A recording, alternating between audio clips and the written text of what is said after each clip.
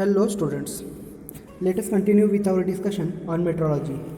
हमने पिछले लेक्चर में इंट्रोडक्शन ऑफ मेट्रोलॉजी चालू किया था। हमने पिछले लेक्चर्स में ये देखा कि एक्चुअली मेट्रोलॉजी है क्या, हमें मेट्रोलॉजी में क्या पढ़ना है, what are the different functions of metrologist, what are the objectives of metrology.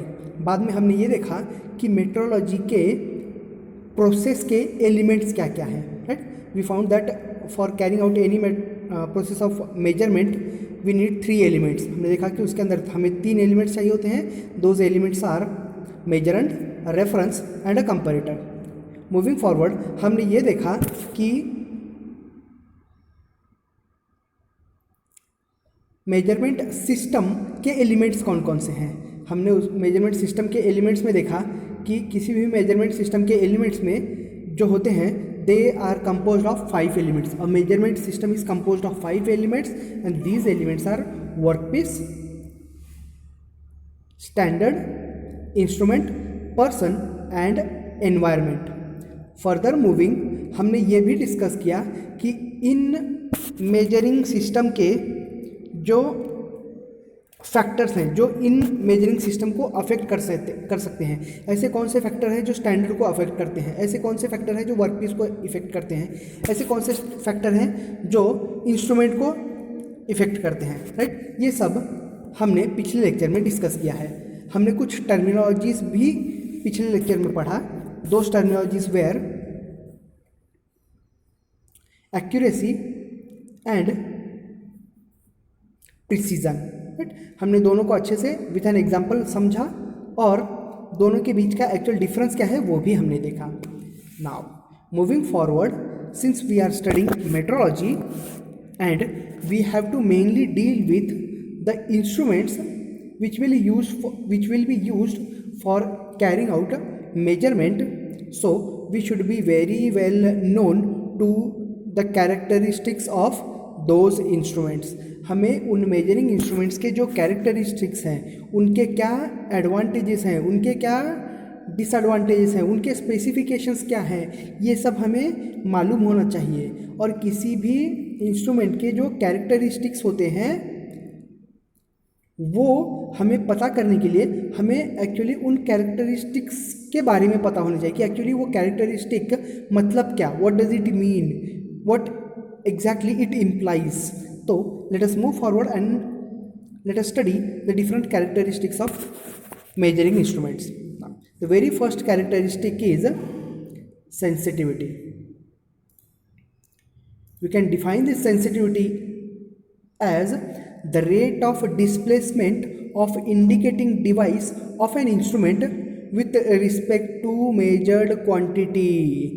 अगर मैं बहुत सिंपल लैंग्वेज में कहना चाहूँ तो हम कह सकते हैं कि किसी भी मेजरिंग इंस्ट्रूमेंट की सेंसिटिविटी मतलब कि वो कितना सेंसिटिव है, जो भी चीज़ वो मेजर कर रहा है उसके थोड़े से चेंज होने पे हमारा मेजरिंग इंस्ट्रूमेंट कितना चेंज होता है, कितना आउटपुट देता है, इनपुट के थोड़े से चेंज पे आउटपुट कितना देता है, that is nothing but sensitivity. So we can define sensitivity as the rate of displacement of indicating device. Indicating device का जो भी डिस्प्लेसमेंट होगा, अभी इंडिकेटिंग डिवाइस तो हमारे मेजरिंग इंस्ट्रूमेंट में रहेगा, तो मेजरिंग इंस्ट्रूमेंट का जो इंडिकेटिंग पॉइंट होगा वो कितना डिस्प्लेस होता है with respect to measured quantity. जैसे कि for example sensitivity of a thermometer, sensitivity of thermometer means that it is the length of increase of the liquid per degree rise in temperature. More sensitive means more noticeable expansion। अब हमें तो ये तो मालूम है कि जब हम टेम्परेचर मेजर करते हैं with the help of thermometer, तो थर्मामीटर का सेंसिटिविटी हमें कैसे पता चलेगा। अगर टेम्परेचर 1 डिग्री का भी चेंज होता है तो हमारा जो मर्क्यूरी का लेवल है वो डिफ्लेक्ट होना चाहिए, वो ऊपर या नीचे जाना चाहिए, तब हम कह सकते हैं कि हमारा थर्मामीटर सेंसिटिव है। अगर मैं ये कहूँ कि नहीं चलो 2-3 डिग्री तक अगर चेंज इन टेम्परेचर होता है फिर भी हमारा इंस्ट्रूमेंट का, हमारा थर्मामीटर का जो मर्क्यूरी लेवल है वो अपनी जगह से हिलता ही नहीं है, तो उस केस में हम कह सकते हैं कि the thermometer is not sensitive, या फिर उसकी सेंसिटिविटी बहुत कम है। So that is sensitivity. We can say that the sensitivity of an instrument is the smallest amount it can measure of whatever it's built to major.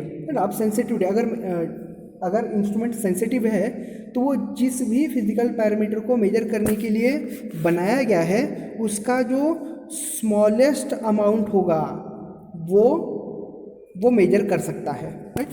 मतलब कि जितना ज़्यादा सेंसिटिव उतना हमें लीस्ट काउंट मिलेगा। अच्छा भाई, उतना हम स्मॉलर अमाउंट मेजर कर सकते हैं, राइट। अच्छा, so we can say that anything smaller than the sensitivity of the instrument an instrument doesn't even notice it, right। सीधी सी बात है, अगर वो जितना उसका सेंसिटिविटी है उतना ही वो मेजर करेगा। अगर सेंसिटिविटी उससे कम है तो उसे मेजर ही नहीं करेगा। जैसे कि हमने एग्जांपल लिया थर्मामीटर का, हम कह रहे हैं कि अगर 3 डिग्री सेल्सियस तक का टेम्परेचर चेंज होता है तो हमारा मर्क्यूरी लेवल ऊपर नीचे नहीं जाता है। इसका मतलब कि अगर कभी टेम्परेचर 2 डिग्री चेंज हुआ तो मर्क्यूरी लेवल तो हिलेगा ही नहीं अपनी जगह से, मतलब कि हमें टेम्परेचर चेंज दिखेगा ही नहीं, right. So anything smaller than the sensitivity of the instrument and the instrument doesn't even notice it. For example, एक एग्जाम्पल ले लेते हैं।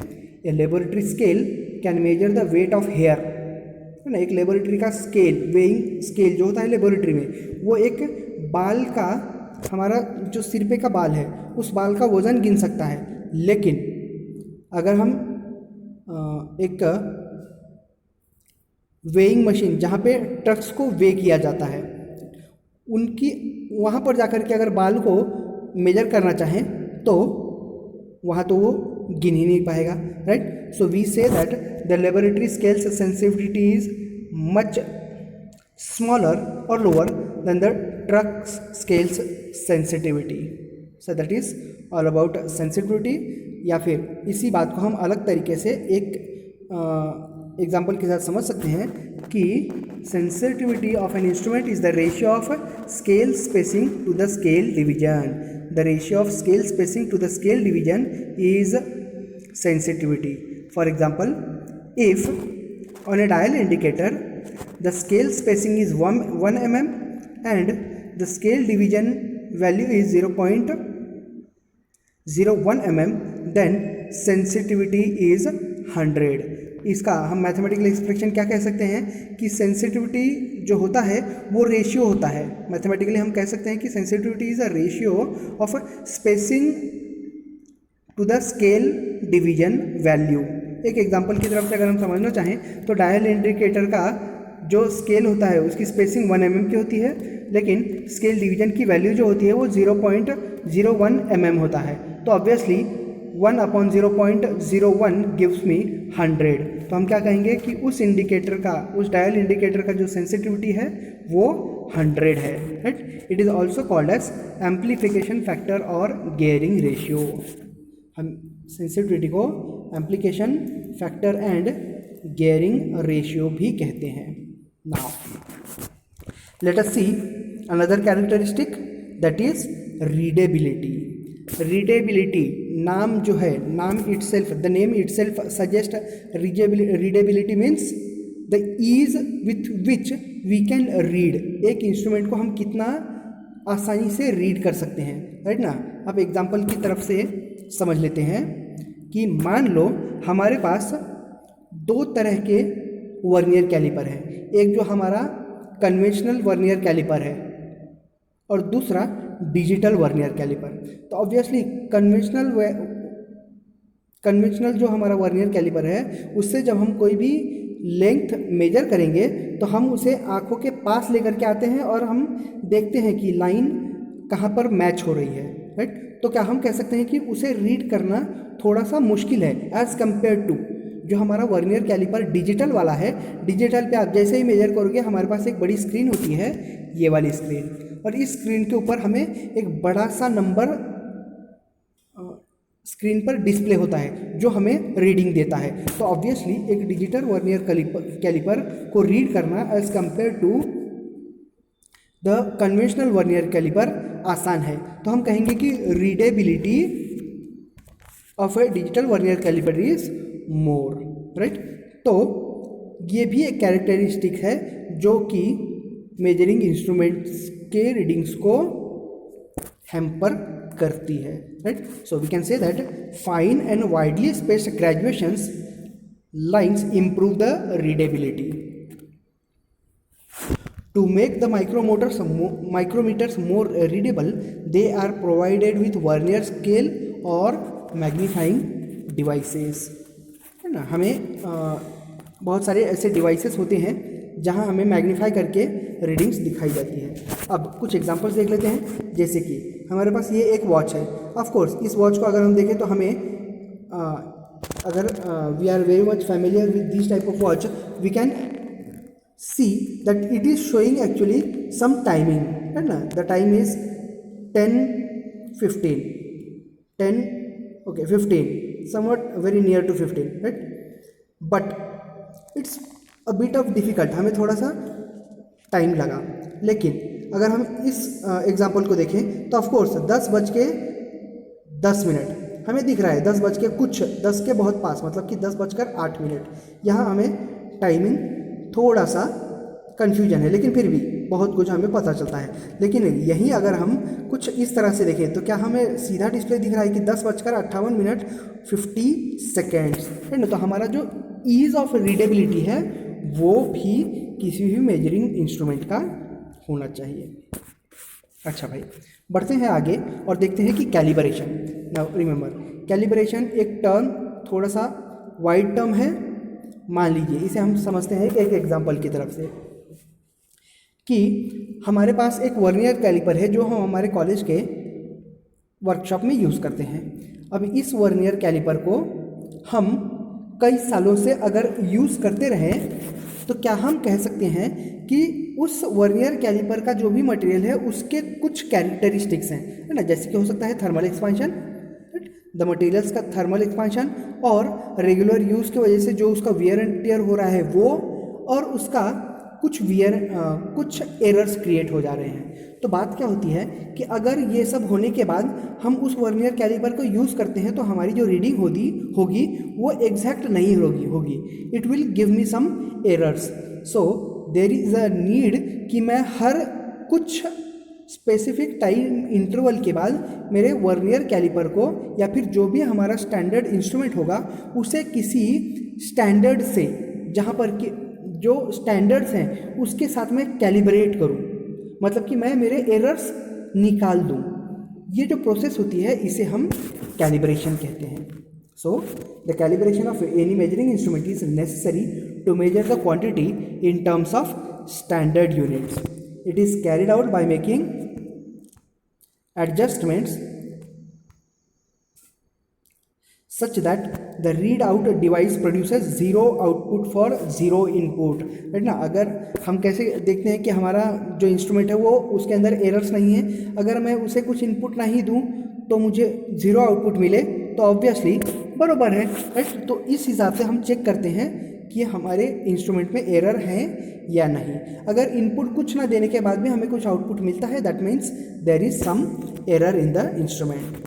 The process whereby the magnitude of the output of a measuring instrument is related to the magnitude of input force driving the instrument, that is adjusting a weight scale to zero when there is nothing on it.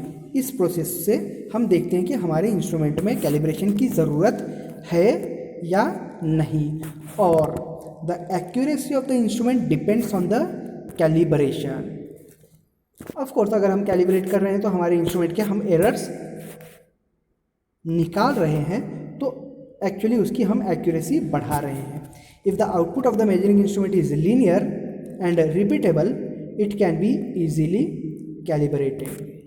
Okay, the next characteristic is magnification. हम कह सकते हैं कि हमारी जो reading है उसे magnify करके देखना, या फिर उसकी जो भी प्रोसेस होगी उसे हम मैग्निफिकेशन कहेंगे। तो magnification is the process of enlarging something only in appearance not in physical size so that it is more readable. हम किसी बात को रीडेबल बना रहे हैं लेकिन हम उसका जो भी फिजिकल अपीयरेंस है वो चेंज नहीं कर रहे हैं, हम सिर्फ उसे मैग्नीफाई कर रहे हैं, उसे एनलार्ज कर रहे हैं. हम किसी भी चीज़ के फिजिकल साइज और डायमेंशंस को चेंज न करते हुए सिर्फ उसका रीडेबिलिटी अगर इंक्रीज करते हैं तो ये जो पूरी प्रोसेस होती है, this whole process will be termed as magnification. Remember, हमारे पास और एक प्रोसेस था रीडेबिलिटी. रीडेबिलिटी क्या था? The ease with which we can read, right. Now अब रीडिंग के लिए हमें ज़रूरी तो नहीं था कि मैग्नीफिकेशन करना ही है. जैसे कि हमने एग्जांपल में देखा कि हमारे पास 3 तरह की वॉच हैं. अब वॉच का जो फंक्शन था, बेसिक ऑब्जेक्टिव क्या है वॉच का, कि वो हमें टाइम डिस्प्ले करेगा, राइट. अब टाइम डिस्प्ले करने के लिए उसके बहुत सारे मेथड्स हैं, लेकिन उसको रीडेबल बनाने के लिए हम उसके साइज़ और डायमेंशंस में चेंज कर सकते हैं. हम उसकी डिज़ाइन भी चेंज कर रहे थे, लेकिन in case of magnification we will not change its size, we will not change its dimensions, only we will do is magnify it. We will enlarge the reading. So this process of enlarging something only in appearance but not in physical size so that it is more readable will be termed as magnification. Next comes a term repeatability. Repeatability, it should repeat itself. Let us see it. It is the ability of a measuring instrument to repeat the same results for the measurement for the same quantity when the measurements are carried out by the same observer with the same instrument with the same conditions without any change in location and without change in method of measurement. It is expressed in terms of dispersion of result. अगर मैं किसी workpiece को same environment, same process, same instrument से बार बार major करता हूँ तो मुझे बार बार same reading मिलनी चाहिए. That is nothing but repeatability of that instrument, right. And the repeatability of any instrument should be of course a good one. So moving forward, we have another term that is reproducibility. It is the closeness of the agreement between the results of measurements of the same quantity when individual measurements are carried out. Never get confused between repeatability and reproducibility. Remember, हमने क्या कहा कि अगर हम किसी product का measurement carry out करते हैं, अगर same person, same method, same environment और सेम इंस्ट्रूमेंट से कैरी आउट करता है तो मुझे सेम रिजल्ट मिलना चाहिए. लेकिन अगर मैं जो पर्सन है उसे बदल देता हूँ तो हमें रीडिंग सेम मिलनी चाहिए, राइट. अनदर पर्सन, अगर इंडिविजुअल अलग अलग जगह पे अलग अलग पर्सन्स उसकी रीडिंग लें अंडर सेम कंडीशंस तो भी हमें रीडिंग सेम मिलनी चाहिए. मतलब the readings should reproduce itself, right. जैसे कि अगर मैं किसी से, हमारे पास एक एमएस प्लेट है, एमएस प्लेट की थिकनेस मेजर करता हूँ, एमएस प्लेट की थिकनेस मैं मेजर करता हूँ, it is showing something 10 mm. when someone comes and measure its thickness, it should also give me 10 mm itself, right. So that shows the reproducibility of characteristic of the instrument. Of course, when it is carried out by different observer, by different method, by using different instruments under different conditions, locations, etc., it may be expressed in terms of dispersion of results. Yes. So we can see the example here. We are measuring bullet, original bullet weight 95.5 grains, and when it is being measured at another place by some another observer, and of course with the same different type of different instrument, at that time same bullet weighs 40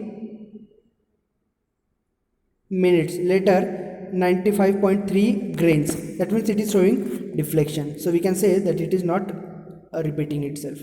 Okay, next we have another term as resolution. It is a measurement system to detect the faithfully indicate small changes in the characteristic of measurement results. When the input is slowly increased from some non-zero value, it is observed that the output does not change at all until a certain increment is exceeded. This increment is called resolution. Remember, हमने एक example लिया था पीछे कि अगर कोई thermometer है, वो अगर थर्मामीटर 3 डिग्री पर टेम्परेचर चेंज तक वो डिफ्लेक्शन नहीं देता है, तो हम कहेंगे कि उसका रेजोल्यूशन 3 डिग्रीज है, राइट। तो हम क्या कह सकते हैं कि किसी भी इंस्ट्रूमेंट का जो रेजोल्यूशन होता है वो जो स्मॉलेस्ट इंक्रीमेंट है वो ही उसका रेजोल्यूशन होता है, right. So that is about resolution. It is a minimum change in measured variable when produces an effective response of the instrument, right? Same path. It may be expressed in units of measured variable. Moving forward, we have another characteristic as dead time.